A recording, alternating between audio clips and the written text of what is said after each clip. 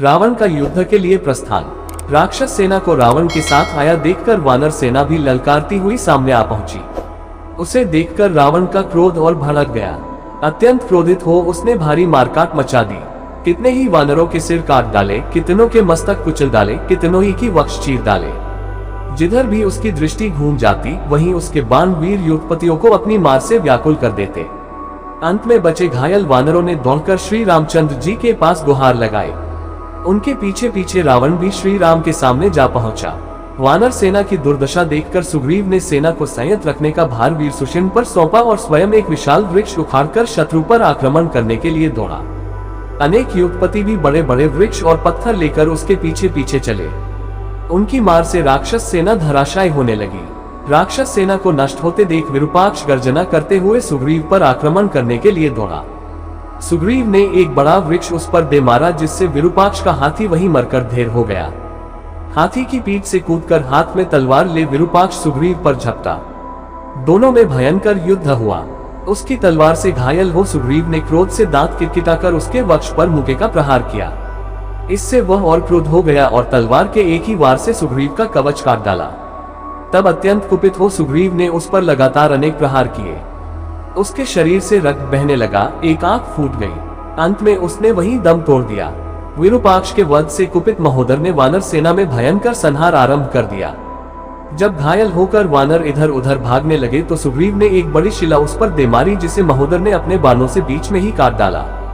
फिर सुग्रीव ने एक साल वृक्ष से उस पर आक्रमण किया, किंतु उसने उसे भी काट डाला। जब सुग्रीव ने मारने के लिए परिध उठाया तो महोदर ने गदा से आक्रमण करना आरंभ कर दिया। युद्ध में जब परिध और गदा दोनों टूट गए तो वे दोनों एक दूसरे पर मुक्कों से वार करने लगे। दोनों में से कोई भी हार मानने को तैयार नहीं था। तभी सुग्रीव और महोदर ने वहां पड़ी तलवारों को उठा लिया। महोदर ने तलवार से सुग्रीव का कवच काटने के लिए आक्रमण किया तो तलवार कवच में अटक गई। जब वह तलवार को खींच रहा था तभी सुग्रीव ने उसके सिर को धड़ से अलग कर उसे यमलोक पहुंचा दिया। महोदर को मर जाने पर महापाश सुग्रीव पर तीक्ष्ण हथियारों की मार करता हुआ टूट पड़ा। सामने जांबवंत और अंगद को देखकर उसने अपने बाणों से दोनों को घायल कर दिया।